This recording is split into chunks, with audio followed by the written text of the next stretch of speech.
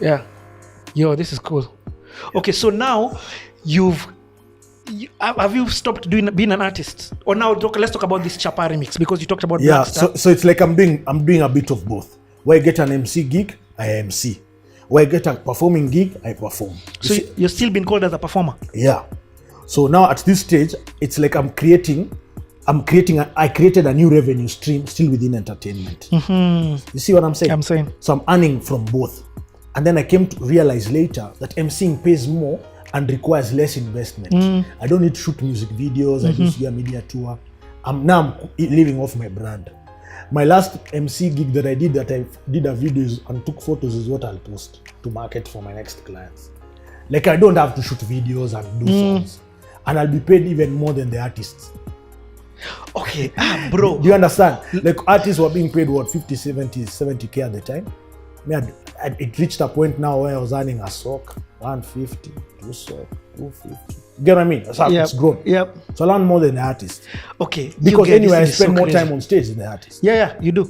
Plus I'm the holder of the event. Yes, I'm the master of ceremony. I get it. Yeah. And you're the one who's truly bringing the ROI in terms of pushing the product. Exactly. The artists have brought the people there. That's what I understood now. And based on that, it became my bargaining chip with brands. So I kept pushing. So I worked with two Black. Sweet. Because you're like, look at my record, it speaks. Yes. I step on that stage, your ROI goes up. And then you see now, the more gigs you do, your roster becomes like solid. So now I've already finished proof of concepts at the MC stage. I'm now showing clients, look at the brands I've worked with. So when I get into a boardroom, I'm name dropping. I just did Viceroy, I've done Tusker, I've done Coke, I've done this, I've done that, So surely you have to pay. And the rate is this. So the rate has always been. Have you said no to a lot of people? Yes. What gives you the strength I said no even during COVID.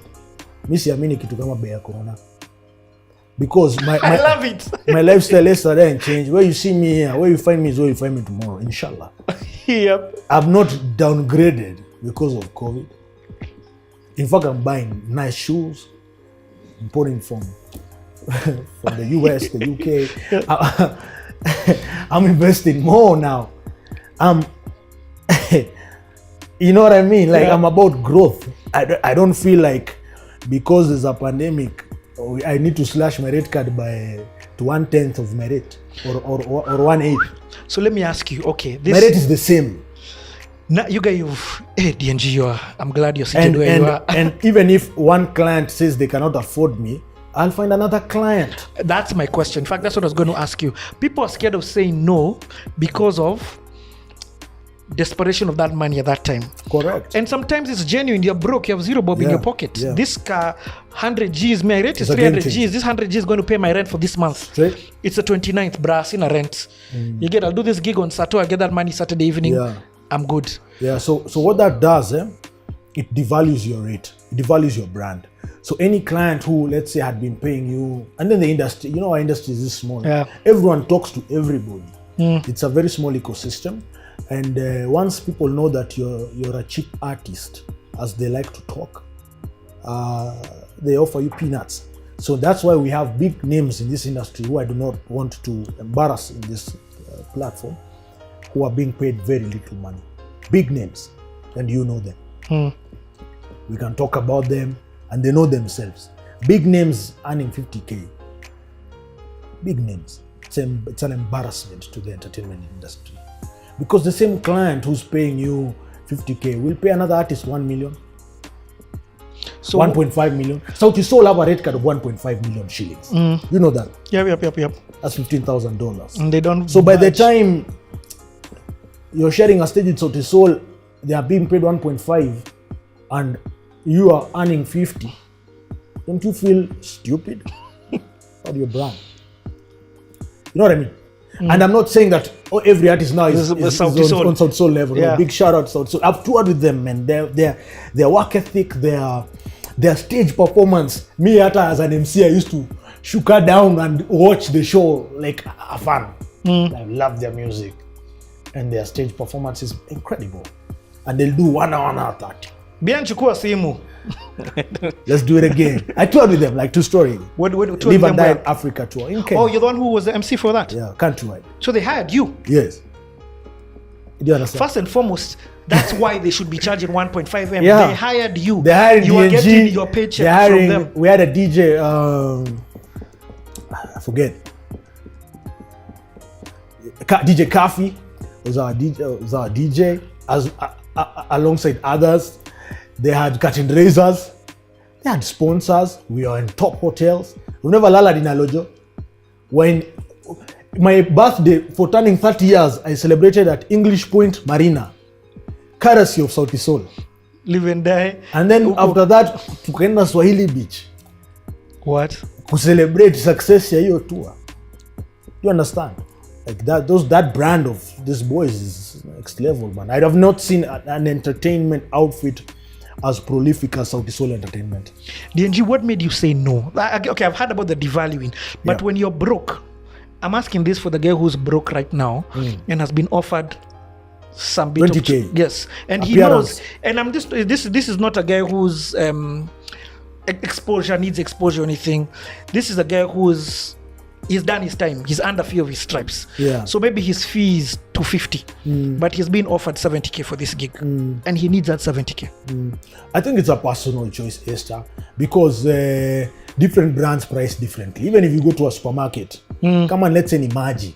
Kuna brands mingi za maji. Kuna maji ya 20 bob na kuna maji ya 50. I get what you mean. Ziko. Hata kama ni pombe. Kuna like pombe ya sombili. They're called Veblen goods. Ama kuna kikombe ya 20. Na kuna mzinga ya 50,000. Bentley are not changing their price for you. You know what I mean? Kuna kandai ka so saba. Peponi is not changing its price for you. Niliona sijui mapero anapeleka shule fulani Brookhouse kotini. Koti kawambia kama ufiki bei peleka public school. Na ziko. Usianze kupigana. Bei ziko, options ziko. What I'm saying is, as an industry, we have to reach a point where we value our craft so much that we are able to stick and stand firm about our rate cards. It's the only way we will grow our rate cards and build our industry. Kenyan artists have been challenged a lot. You know, why aren't you investing in top quality videos? If you're earning 70K, when will you ever shoot a top quality video? That's why standard I grow. But for the artists who are earning money, they're plowing back in the game. You see, that's how it works. So like, you know, people are talking about management. I want to have a manager. You know, I was talking to an agency, media buyer the other day, and she was like, some of these influencers I'm dealing with do not even know how to prepare an invoice. They are not even pre-qualified. They started working without an LPO. So how do you pay them? People don't have business acumen, they don't have the training, or even if they don't have the training, they cannot employ people to do that work for them because they can't afford it.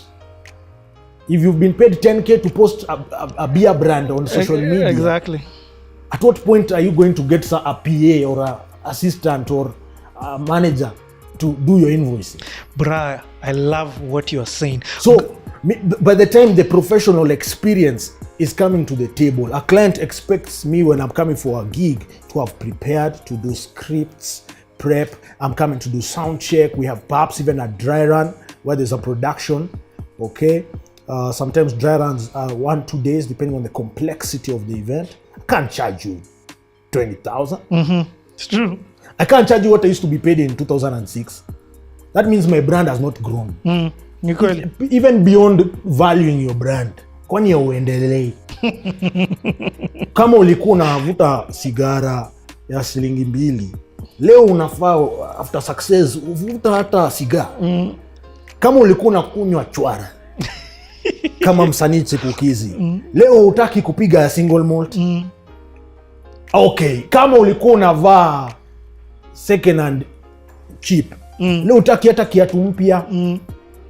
There must be growth. I hear you, bro. Ama DNG. Because hata tukienda kwa Yesu, Mwenyezi Mungu atatuuliza, so nilikupatia hii.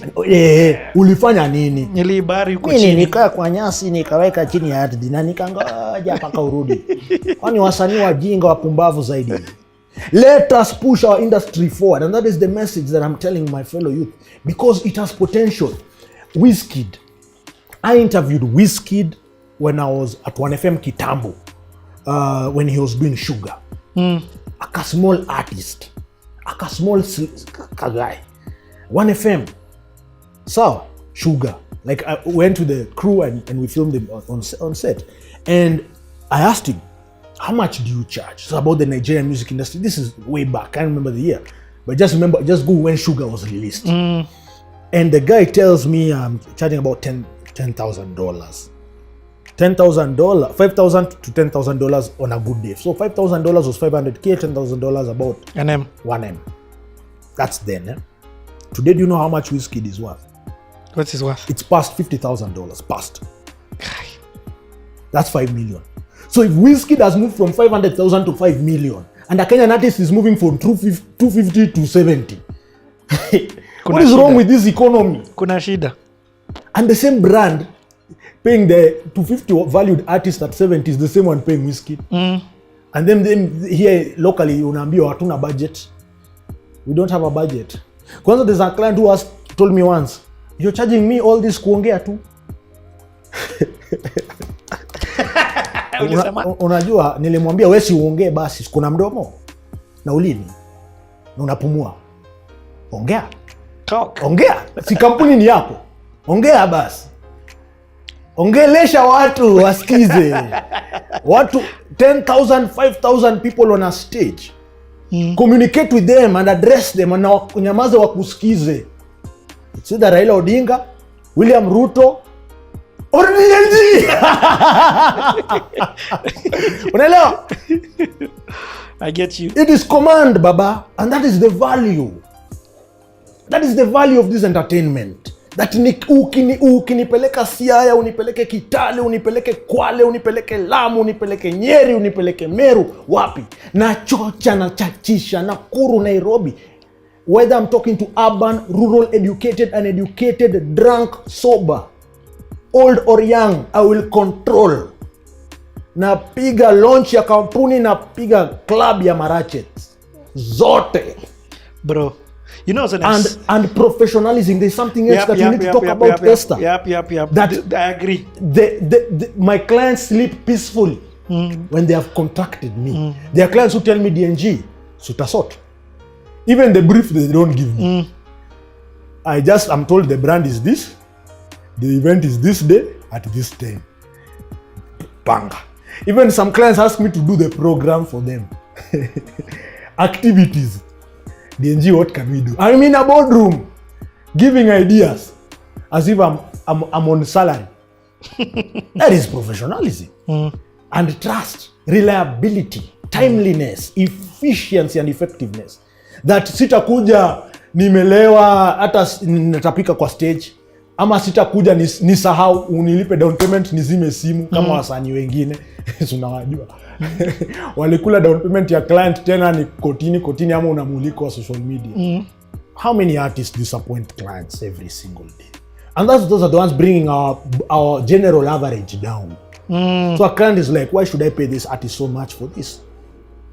So sisi mimi napigana kuendeleza industry yetu, kuitisha bei nzuri ndio tuenee, mwingine anaangusha mpira. And unfortunately, when clients look at us, they just look at us collectively. We are balkanized into one conversation as artists. Kenyan artists and uncouth and professional. They are not worth it. They are ineffective. They are. That is why they prefer to bring Nigerians. And I'm not against any nationality. Please don't misconstrue what I'm saying. But like, they will deliver for you. But don't forget, the Nigerians even have more strict terms than us. The technical riders from Davido or whoever, P-Square, it's not a joke. Nope, it's not. Utapumua. They tell you, I want this champagne, I want this water, I want this towels, this size of cotton, I want this kind of women. It's in the rider. Yep. I want this kind of drugs. It's in the rider. Yo. Yeah. It's not a joke. I don't mince my words. But a client is willing to pay because of the delivery. It's worth it. So don't we value our craft? That's why for me, a team like Sauti Sol means so much to me, because they keep pushing all forms of boundaries. They are thinking. They have a think tank. They have a company. And that's what we have at 254 Entertainment, the same. It's an agency. We're conceptualizing. I'm sending proposals every single day. In fact, hold on. Bruh, hey, you vibed, but I love it. I love it because it's a conversation that is, first of all, for the young guys, they're being smacked. You get? And they're learning how they're learning what to do. I say potholes filled up by those who came before me. Mentor, big brother, mad props to DNG. Yeah. Because of you, your journey, what you've done right now, by you explaining your life, you're filling up potholes so that these kids don't go, well, easy potholes. And you're filling them up so that these guys who come after you, they don't engear these things. So I hope they've listened. Secondly, I love the fact that you brought up the unity collection, understanding that you guys, when you're nation here, it also affects me. And me, when I'm succeeding here, it also affects you. Because unity is another whole other story. But I want to go back to your journey so that guys don't just listen to what you're saying and not understand the grind you've put. You know, as we're listening to you, what you've done with Blacks and the club and listening to your journey, guys are like, oh, okay, it's possible. They're not thinking of how do I quote 300 Gs. They're hearing of you quoting 5 Gs. They're hearing of you quoting 20, 25, exactly. 35, 50, 70, 80, 100, 120, 130, 150, 180, 200, 250. $5,000 well, and business class tickets. How much you think international gigs pay? How much? No, I get it. I love it. Okay, so Chappa remix. Let's throw some music up in here. How does that come to be? So Shazi. And after that, now we talk about the beginning of your company. Yeah. So Shazi gave me a call. So Shazi is like Black Star affiliate at the time, and I've interacted with him a couple of times in Karen. At friends' houses and homes and parties and all that. And he's like, yo, man, bring this energy. So Shazi has always been a believer of my brand, man. Big shout out. We talk every once in a while. And Shazi tells me, man, we're doing a remix for Chappa. First, Chappa was a hit. Yeah, hit. Mad. Crazy. Big shout out to Bass. So Shazi had this idea of bringing top names in the industry on one track. So there was myself, Nazizi, Waire, Prezo, Sheila. Yeah, Nikki was on that track. I don't know who else was on that track. Like, you know, big names, man. So we mashed it up at the studio. And then we dropped that video, man. A crazy video. So I'm in the video, the guy, I'm that guy, like, I just brought energy and the hype on that track. And we did an amazing job. Me no like Chappa, me no like Chappa, me no like Chappa, me no like Chappa. Ready na kalaita puff in it on. As my binge sunguke so I'm passing it on. Like come na inyonga then we getting it on. Tunajua ni guitar to mimi ni long ton. Maini na don nikiwa msoto. Nikiwa Chappa la delivery kalito. So you cheer on the beats maze mina keep it real. Mina live life kivyangu maze vile na feel. Mina chili pia ngoma misi tie record deal. Yeah, I made it on my own, man, again now what it is. I'm a core award winning and your bank account 6 figures, #1 hype man, DNG. Sweet. Yeah. Back to school now. So in Chuo, you've started first year, and in Inini, you haven't. Let's talk about now the formation of the first business that you set up was 254. Entertainment, yes. Okay, let's talk about that.